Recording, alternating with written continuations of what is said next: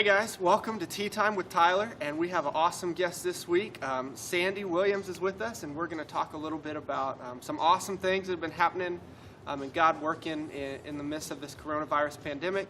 And if you've been on YouTube or if you've seen the news, Sandy's mom, Eleanor, is, how old is your mom, Sandy? She's 90. She's 90, and she just got released last week. A couple of weeks ago. Yeah, from COVID-19, and so Sandy's kind of she's coming down to us now after she's been on YouTube already, but she's going to tell a little bit of her story. So Sandy, just tell us kind of in a nutshell, your mom was in a nursing home already, is that correct? And then got the diagnosis. Yeah, so my mom was at Redwood Springs, which everyone knows that was a really hot spot. And I got to last see my mom March the 8th. That was our last visit. I used to visit her on Sundays after church. And we got notice on the 12th that we could no longer go in and visit our loved ones anymore with Redwood Springs. So we were kind of at their mercy. And my mom would progressively get worse and worse. I could hear her in that. And finally, the doctor did agree to let her go to the hospital. That was, I believe, April 13th. I got a phone call about 6:45 that night.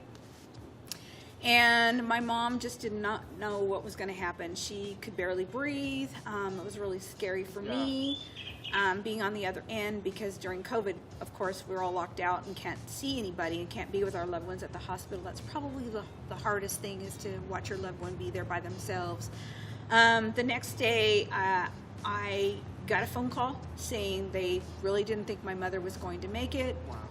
To really rethink about the decisions we had made about the ventilator and all that. She would never come off the ventilator. And it was at that time that I decided to get on my knees and pray to God and ask God, you know, whatever your will would be, that I would honor that, whether you take my mother to heaven or whether you keep her on this earth to have purpose for someone else. And on the fourth day that she was in the hospital, she actually got to FaceTime me for the first time. So I hadn't seen her in probably about a month and a half then. And I noticed something. Once I FaceTimed her, she began to get a sense of living even more. And so every day was a struggle for her. But she says that she pressed into God really hard during that time that she was in Kuya Delta. She was in Kuya Delta for a month and 2 days. So I had not seen her for 67 days, personally, one-on-one. It was on, I believe, was April, around the 16th, I believe it was, May 16th, that we got the phone call that they were releasing her. I had about 45 minutes notice that they wanted to feature and celebrate my mother. Yeah. And what an honor. I thought, I broke down and cried.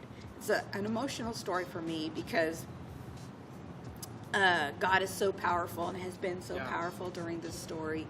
And I said, absolutely. So I grabbed my granddaughter and myself, and we went down, and we were all excited. The planes were flying over that day to celebrate the hospitals, just all of that. And I was just so nervous and so excited to see my mother.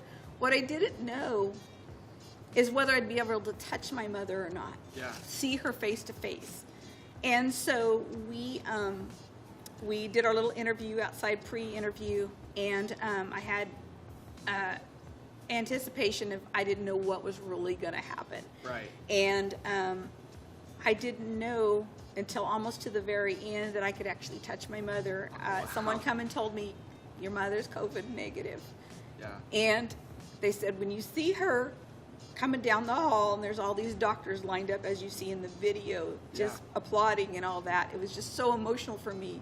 In the video, you can see me trying to edge my way there without trying to run and look like a fool. Right. But when I got to my mom, all I could tell her was I loved her.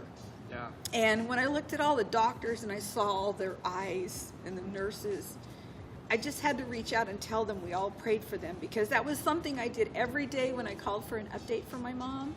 I would always tell the nurses, we are praying for you. And the first thing they would say is, thank you so much. We appreciate that prayer. It just helped them get through this hard time.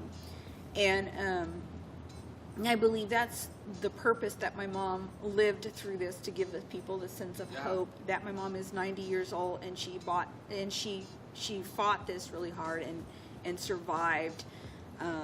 And so God is faithful. And I was able to give those nurses and that hope. I wish I could have all hugged them, right, but right. unfortunately Yeah, we couldn't hug do them. that. Right. But I did get to touch my mother, and you'll see in the video where I actually kind of reached over and hugged her and tried to kiss her a little bit with her mask. Yeah. And then you'll see my granddaughter, who was very on the video and talks a little bit about my mom's spirit. Yeah. And how she missed her attitude and her spirit. And that was very touching. My granddaughter's very close to God, and she was able to see that and be there with me. Yeah. So what you don't realize, in that moment, there was 4 generations in that hospital sharing the moment. Yeah, that's so cool. That's so awesome. And Sandy, before we started filming, you were telling me, just what it meant to you to know that you could call on your fellow believers from here at the NAS and other churches in town too. And could you just maybe tell us just a little bit about what that was like to know that other people were praying with you, for your mom specifically, and then also just for our doctors and nurses that have been fighting this on the front lines? What was that like for you? So I'm a really firm believer in the power of prayer. I always have been, and I've saw that be faithful, and I just felt like I had to. So Dan that day had sent out a notice about asking for prayer. Right.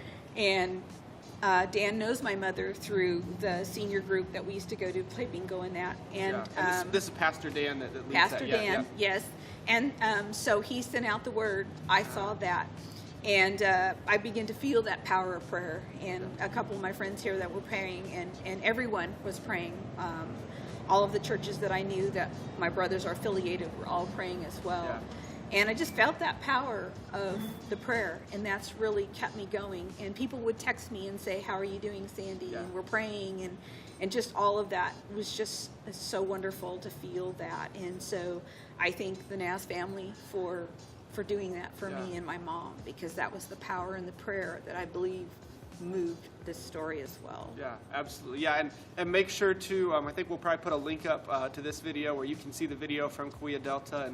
And Sandy, it's just been awesome getting to visit with you. And we want to encourage you guys, the church building may not be open on Sundays, but God is still at work. And here we're still open to pray with you. I know if you're not getting those emails and you'd like to be a part of the prayer emails, please contact the office. Or if there's a need that you have, let us know. We want to pray for you like we prayed for Sandy and for her mom Eleanor. We did that in staff meeting every week. We pray. And so also I want to encourage you with this. If there's something that you've seen God work at, like this awesome story, please send it to us. Let us know. We want to celebrate the God who moves mountains, the God that is the way maker, that hears our prayers and answers them.